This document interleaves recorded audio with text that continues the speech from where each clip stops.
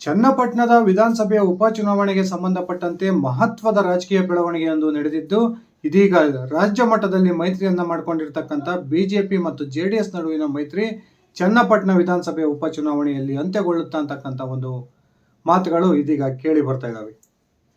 ಚನ್ನಪಟ್ಟಣ ವಿಧಾನಸಭೆಯಲ್ಲಿ ಈ ಬಾರಿ ಮೈತ್ರಿ ಪಕ್ಷದ ಅಭ್ಯರ್ಥಿಯಾಗಿ ಒಮ್ಮತದ ಅಭ್ಯರ್ಥಿಯನ್ನ ಕಣಕ್ಕಿಳಿಸಬೇಕು ಅಂತಕ್ಕಂಥ ತಯಾರಿಯಲ್ಲಿದ್ದಂತಹ ಎರಡೂ ಮೈತ್ರಿ ಪಕ್ಷಗಳಿಗೆ ಇದೀಗ ಸ್ಥಳೀಯ ಮುಖಂಡರ ಪ್ರತಿರೋಧ ಬಹುದೊಡ್ಡ ತಲ್ಲಣವಾಗಿ ಪರಿಣಮಿಸಿದ್ದು, ಬಹುತೇಕ ರಾಜ್ಯದಲ್ಲಿ ಬಿಜೆಪಿ ಹಾಗೂ ಜೆಡಿಎಸ್ ನಡುವಿನ ಮೈತ್ರಿ ಚನ್ನಪಟ್ಟಣ ವಿಧಾನಸಭೆ ಉಪಚುನಾವಣೆಗೆ ಸಂಬಂಧಪಟ್ಟಂತೆ ಅಂತ್ಯಗೊಳ್ಳುತ್ತಾ ಅಂತಕ್ಕಂಥ ಒಂದು ಮಾಹಿತಿಗಳು ಇದೀಗ ಲಭ್ಯವಾಗ್ತಿದ್ದಾವೆ. ಬನ್ನಿ ಸ್ನೇಹಿತರೆ, ನಿಜಕ್ಕೂ ಕೂಡ ಚನ್ನಪಟ್ಟಣದಲ್ಲಿ ಆಗ್ತಿರ್ತಕ್ಕಂಥ ರಾಜಕೀಯ ಬೆಳವಣಿಗೆ ಏನು, ಬಿಜೆಪಿ ಮತ್ತು ಜೆಡಿಎಸ್ ಸ್ಥಳೀಯ ನಾಯಕರ ವಾದ ಏನು ತಿಳ್ಕೊಂಡು ಬರೋಣ. ಅದಕ್ಕಿಂತ ಮುಂಚೆ ನೀವಿನ್ನು ನನ್ನ ಇಟ್ಗೆ ಮಂತ್ ಯೂಟ್ಯೂಬ್ ಚಾನಲ್ಗೆ ಸಬ್ಸ್ಕ್ರೈಬ್ ಮಾಡ್ಕೊಂಡಿಲ್ಲ ಅಂದರೆ ದಯವಿಟ್ಟು ಸಬ್ಸ್ಕ್ರೈಬ್ ಮಾಡಿಕೊಂಡು ಬೆಲ್ ಬಟನನ್ನು ಕ್ಲಿಕ್ ಮಾಡಿ. ನಾನು ಕೊಡ್ತಕ್ಕಂಥ ಮಾಹಿತಿ ನಿಮ್ಗೆ ಇಷ್ಟ ಆಗಿದ್ದರೆ ಈ ವಿಡಿಯೋಗೆ ಲೈಕ್ ಮಾಡಿ, ಶೇರ್ ಮಾಡಿ, ಕಮೆಂಟ್ ಮಾಡಿ.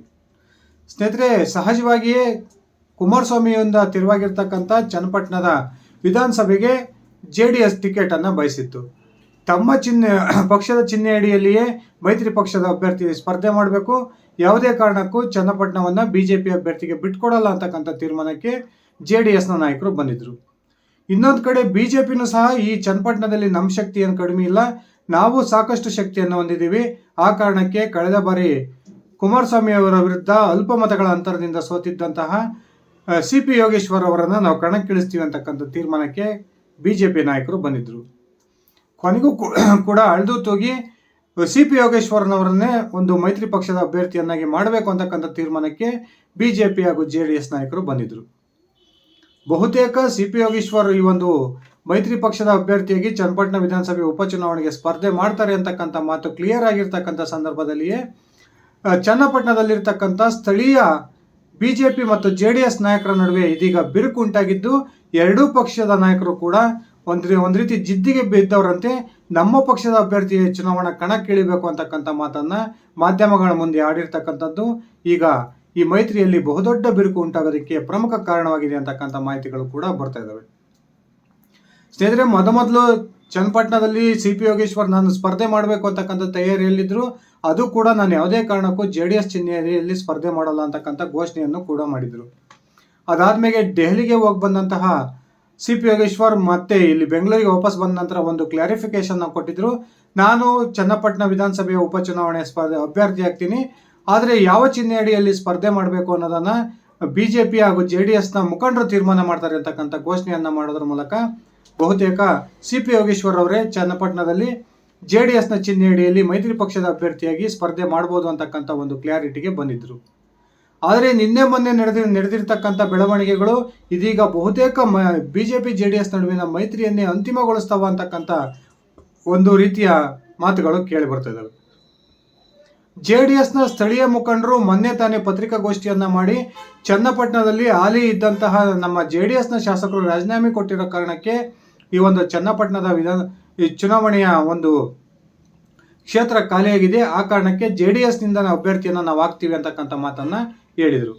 ಇದಾದ ನಂತರ ಜೆಡಿಎಸ್ನ ನಾಯಕರಿಗೆ ತಿರುಗೇಟನ್ನು ಕೊಟ್ಟಂತಹ ಚನ್ನಪಟ್ಟಣ ವಿಧಾನಸಭಾ ಕ್ಷೇತ್ರ ವ್ಯಾಪ್ತಿಯ ಬಿಜೆಪಿಯ ಪದಾಧಿಕಾರಿಗಳು ನಾವು ಕೂಡ ಇಲ್ಲಿ ಅಭ್ಯರ್ಥಿಯನ್ನ ಕಣಕ್ಕಿಳಿಸ್ತೀವಿ, ಅದು ಕೂಡ CP ಯೋಗೇಶ್ವರ್ ಇಲ್ಲಿ ಬಿಜೆಪಿ ಅಭ್ಯರ್ಥಿ ಆಗ್ತಾರೆ, ನಮ್ಮ ರಾಜ್ಯ ಮಟ್ಟದಲ್ಲಿ ಬೇಕಾದರೆ ಬಿಜೆಪಿ ಜೆಡಿಎಸ್ ಮೈತ್ರಿ ಮುಂದುವರಿಲಿ, ಚನ್ನಪಟ್ಟಣ ವಿಧಾನಸಭಾ ಕ್ಷೇತ್ರದ ಉಪಚುನಾವಣೆಗೆ ಸಂಬಂಧಪಟ್ಟಂತೆ ಫ್ರೆಂಡ್ಲಿ ಫೈಟ್ ಅನ್ನು ನಾವು ಮಾಡೋಣ ಅಂತಕ್ಕಂಥ ಘೋಷಣೆಯನ್ನ ಮಾಡೋದ್ರ ಮೂಲಕ ಇದೀಗ ಬಹುತೇಕ ಬಿಜೆಪಿ ಜೆಡಿಎಸ್ ನಡುವಿನ ಮೈತ್ರಿ ಚನ್ನಪಟ್ಟಣ ವಿಧಾನಸಭಾ ಕ್ಷೇತ್ರಕ್ಕೆ ಸೀಮಿತವಾಗಿ ಅಂತ್ಯಗೊಳ್ಳುತ್ತಾ ಅಂತಕ್ಕಂಥ ಒಂದು ಮಾತುಗಳು ರಾಜಕೀಯ ವಲಯದಲ್ಲಿ ಚರ್ಚೆ ಆಗ್ತಿದ್ದಾವೆ.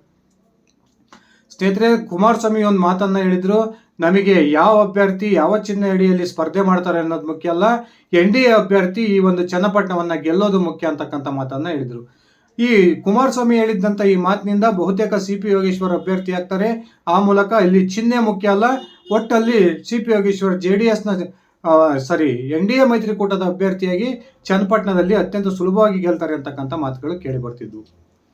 ಇದೀಗ ನಿಖಿಲ್ ಕುಮಾರಸ್ವಾಮಿ ಅವರು ಇಡೀ ಚನ್ನಪಟ್ಟಣ ವಿಧಾನಸಭಾ ಕ್ಷೇತ್ರ ವ್ಯಾಪ್ತಿಯಲ್ಲಿ ಪ್ರವಾಸವನ್ನು ಕೈಗೊಳ್ತಿರೋದ್ರಿಂದ ಜೆಡಿಎಸ್ ಕಾರ್ಯಕರ್ತರಲ್ಲಿ ಹೊಸ ಹುಮ್ಮಸ್ಸು ಬಂದಿದೆ. ಆ ಕಾರಣಕ್ಕೆ ಈ ಬಾರಿಯೂ ಕೂಡ ಜೆಡಿಎಸ್ನ ಅಭ್ಯರ್ಥಿಯನ್ನೇ ಈ ಬಾರಿ ಕಣಕ್ಕಿಳಿಸಬೇಕು ಅಂತಕ್ಕಂಥ ಒಂದು ತೀರ್ಮಾನಕ್ಕೆ ಇದೀಗ ಅಲ್ಲಿನ ಸ್ಥಳೀಯ ನಾಯಕರು ಹಾಗೂ ಕಾರ್ಯಕರ್ತರು ಬಂದಿದ್ದಾರೆ. ಇದೇ ಮಾತನ್ನ ಮಾಧ್ಯಮಗಳ ಮುಂದೆ ಆಡಿದಂತಹ ಆ ಸ್ಥಳೀಯ ನಾಯಕರು ಯಾವುದೇ ಕಾರಣಕ್ಕೂ ಕೂಡ ಚನ್ನಪಟ್ಟಣವನ್ನ ಬಿಜೆಪಿ ಅಭ್ಯರ್ಥಿ ಬಿಟ್ಕೊಡ್ತಕ್ಕಂಥ ಪ್ರಶ್ನೆ ಇಲ್ಲ. ಇಲ್ಲಿ ಜೆಡಿಎಸ್ನ ಅಭ್ಯರ್ಥಿಯೇ ಜೆಡಿಎಸ್ನ ಚಿಹ್ನೆ ಅಡಿಯಲ್ಲಿಯೇ ಉಪಚುನಾವಣಾ ಕಣಕ್ಕಿಳಿತಾರೆ. ಬಿಜೆಪಿ ಆ ಅಭ್ಯರ್ಥಿಗೆ ಒಂದು ಬೆಂಬಲವನ್ನ ಕೊಡಬೇಕು ಅಂತಕ್ಕಂಥ ಒಂದು ಮನವಿಯನ್ನ ಜೆಡಿಎಸ್ನ ನಾಯಕರು ಮಾಡಿದ್ರು. ಇದೀಗ ಜೆಡಿಎಸ್ನ ನಾಯಕರಿಗೆ ತಿರುಗೇಟನ್ನ ಕೊಟ್ಟಿರ್ತಕ್ಕಂಥ ಬಿಜೆಪಿಯ ಸ್ಥಳೀಯ ನಾಯಕರು, ಮಂಡಲದ ಅಧ್ಯಕ್ಷರಿಂದ ಹಿಡಿದು ರಾಮನಗರ ಜಿಲ್ಲೆಯ ಬಿಜೆಪಿಯ ಪದಾಧಿಕಾರಿಗಳು ಸಹ ಯಾವುದೇ ಕಾರಣಕ್ಕೂ ಕೂಡ ನಮ್ಮ ಶಕ್ತಿ ಇಲ್ಲಿ ಸಾಕಷ್ಟಿದೆ, ಆ ಕಾರಣಕ್ಕೆ ನಾವೇ ಚನ್ನಪಟ್ಟಣದಲ್ಲಿ ಅಭ್ಯರ್ಥಿಯನ್ನು ಹಾಕ್ತೀವಿ. ಒಂದು ವೇಳೆ ಈ ಒಂದು ವಿಚಾರಕ್ಕೆ ಸಂಬಂಧಪಟ್ಟಂತೆ ಚನ್ನಪಟ್ಟಣ ವಿಧಾನಸಭಾ ಕ್ಷೇತ್ರ ವ್ಯಾಪ್ತಿಗಷ್ಟೇ ಸೀಮಿತವಾದಂತೆ ಮೈತ್ರಿ ಮುರಿದ್ರೂ ಪರವಾಗಿಲ್ಲ, ರಾಜ್ಯ ಮಟ್ಟದಲ್ಲಿ ಬಿಜೆಪಿ ಜೆಡಿಎಸ್ನ ಮೈತ್ರಿ ಮುಂದುವರಿಲಿ.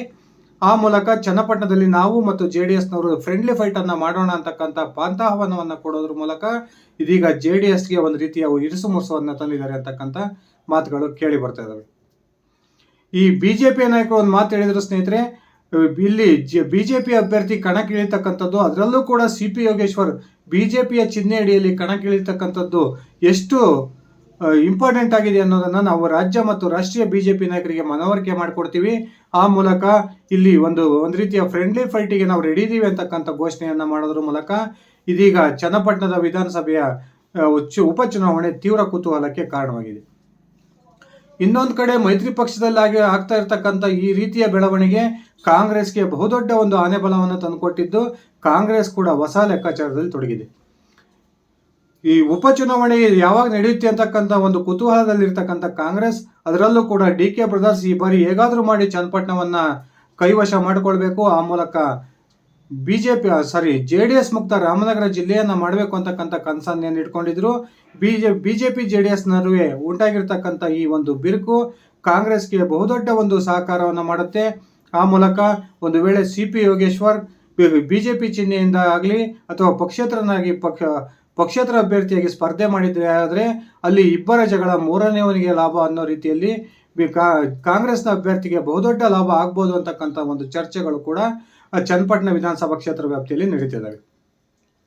ಸ್ನೇಹಿತರೆ, ಸ್ಥಳೀಯ ಎರಡೂ ಪಕ್ಷದ ನಾಯಕರು ಏನೇ ಮಾತುಗಳನ್ನು ಹೇಳಿದ್ರು ಕೂಡ ಬಿಜೆಪಿಯ ರಾಷ್ಟ್ರೀಯ ನಾಯಕರಾಗಲಿ JDSನ ರಾಜ್ಯ ಮಟ್ಟದ ನಾಯಕರಾಗಲಿ ಚನ್ನಪಟ್ಟಣ ವಿಧಾನಸಭೆಯ ಉಪಚುನಾವಣೆಗೆ ಸಂಬಂಧಪಟ್ಟಂತೆ ಇನ್ನೂ ಕೂಡ ಯಾವುದೇ ರೀತಿಯ ಘೋಷಣೆಯನ್ನ ಮಾಡಿರದೇ ಇರೋದ್ರಿಂದ ಈ ಒಂದು ಮೈತ್ರಿ ಇಲ್ಲಿಗೆ ಅಂತ್ಯವಾಗುತ್ತಾ ಅಥವಾ ಮುಂದುವರಿಯುತ್ತಾ ಅಂತಕ್ಕಂಥದ್ದು ಇನ್ನೂ ಕೂಡ ಸ್ಪಷ್ಟವಾಗಿಲ್ಲ.